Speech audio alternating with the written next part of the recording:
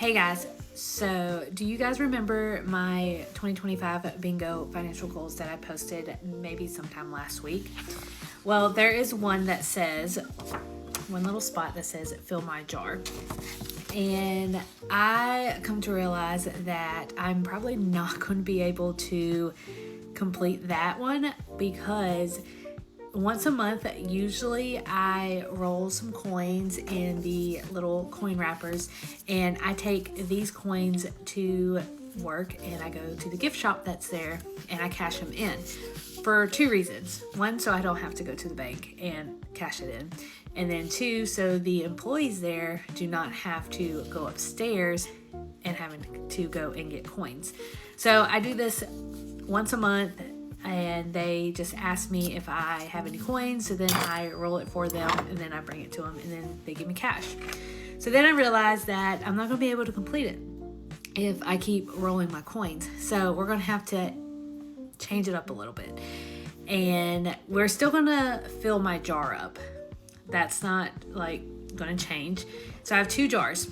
I have a debt jar and then I also have my vacation jar. So today I rolled my coins, I took them to work, and I went to the gift shop. So with that rolled coins, I have 50 cents and 5, 6, 7, 8, 9, and 10. So I have $10.50 that I am going to put in my jars. So first off is my vacation jar. So we have until October before we go on vacation to Disney. So we are going to fill this up as much as possible. It doesn't have to go all the way up. It doesn't have to be filled up. We just need to put as much money as possible in here. So then this can be like our spending money. So out of this jar, I was able to roll $3 worth of coins. And so we are going to stuff $3.25. And what we're going to do is just roll it up.